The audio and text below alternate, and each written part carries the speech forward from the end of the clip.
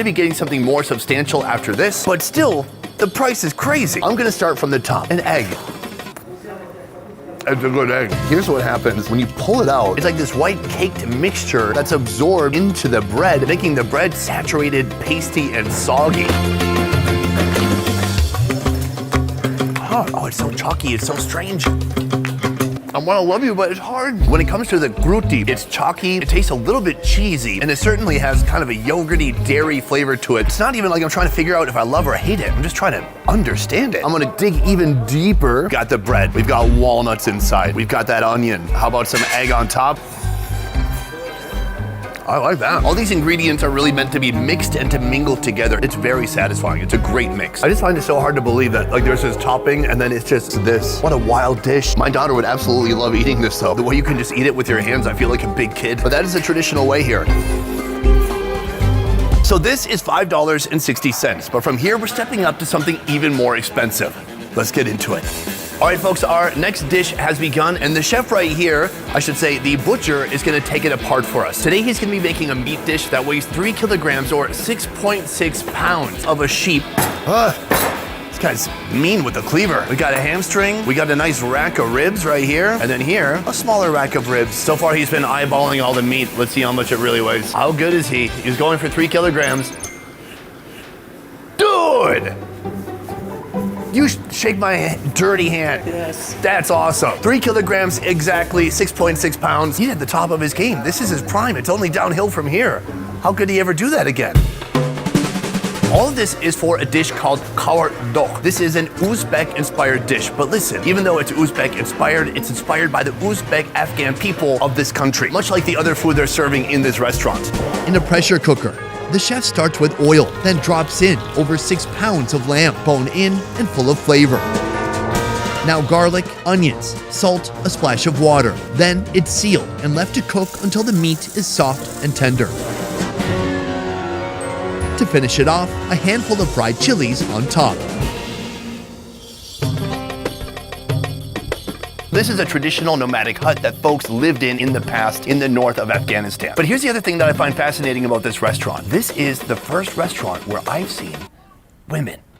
In Afghanistan, women face a long list of restrictions, one of them being a ban on dining out without a male guardian. And here's how I think they get away with it. On this property, there are about 5 different huts like this. So a man can come with his wife and their kids and they can eat privately away from all the other guests in the hut. You see, oftentimes in Afghanistan, someone might want to do something, but they can't because of the rules and because of everybody who's watching them. A great example is I met a British woman and her daughter the other day. I asked her if I could take a picture of her and she said, no, I can't. And she looked around and she said it's against the rules. Now, maybe privately it would be fine, but out in the public view, not okay.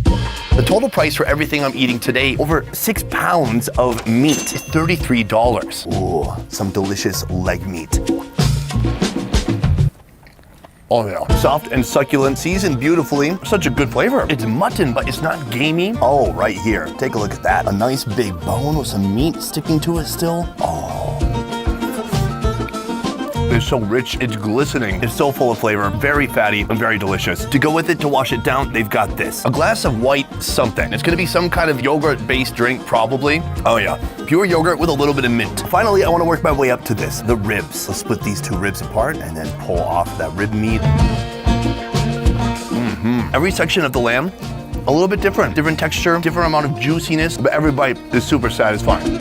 In a moment, we're gonna be going to the most expensive restaurant we could find here in Kabul. But first, I wanna talk about how much money folks actually make here in Afghanistan.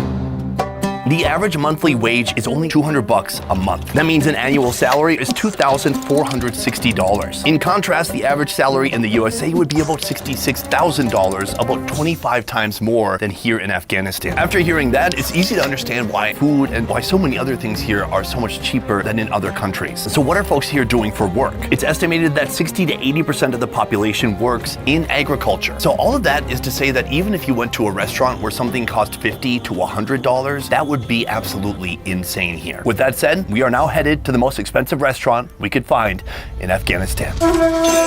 We have come to our 4th and final location, a restaurant known as Ziyafat. Also, as you can tell behind me, they have some very strong security. They're not just letting in any riffraff off the street. Walking past a fully armed guard just to get into a restaurant is strange enough. But what happens next is completely surreal. Sorry. As I stood by the reception counter, Gentleman is being returned his gun right now. another guest was handed back his assault rifle, just like it was a coat or a car key. Very cool. I guess here, lunch doesn't end with dessert, it ends with artillery. Moving on, let's talk about the food. This restaurant is on a different level than every other place we've seen so far in Kabul. Plus, there are so many foods here. They have breakfast, soup, salad, starters, Mughlai food, which I say is a combination of Indian and Pakistani food. Everything from mutton karahi to Hyderabadi mutton handi. Then they have Thai and Chinese cuisine, chicken cashew nuts, chicken chow mein, and more. Now, before we talk about the most expensive thing, I should point out that not everything in here is crazy expensive. For example, we're gonna be trying this, manto, $4.50. It's not exclusively the top 0.1% that can eat here, it's the full 1%. So I don't want people to feel excluded. The most expensive thing I can find on this menu is right here. It's called the Ziyafat Special Barbecue Platter. It has salads, it has soups, it has kebabs, and all of that for $341. But before I show you this, I want to show you the rest of the restaurant because it is massive. Let's move.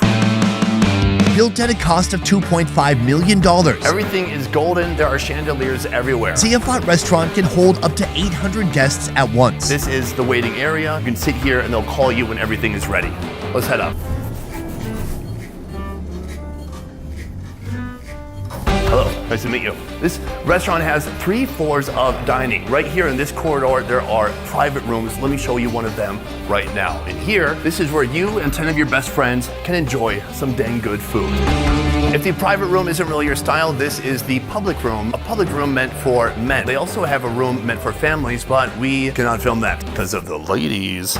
With a 250-person team running the show around the clock, it stays open 24/7, serving over 200 dishes day in and day out. This is my favorite part because you come to Afghanistan and you think, what?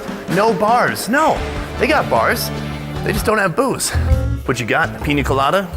More like pina nada. Mojito? More like no hito. Margarita? More like, no, okay, I'm good. All right, right now we are headed into the kitchen. Come with me and let's take a look. This place is wild. Most restaurants have stations for grilling, Where do I begin? frying, and definitely microwaving. Let's go this way. But here, Hello. they have cooking stations for cuisines from around the world. Right here, this is the Palau corner. All of these are giant vessels known as a deg. Can we open it up? Yes! That's what I'm talking about. Right in here, we have the kebab section. Right now, my guy is skewering kebabs as we speak, but over here, you can actually see the kebabs grilling over charcoal. It looks amazing. Here is the bread making room, and they have tons of bread making stations. He takes his dough pillow, he reaches inside, he slaps it on the wall. Nice. Beyond the main kitchen, this place also has an electric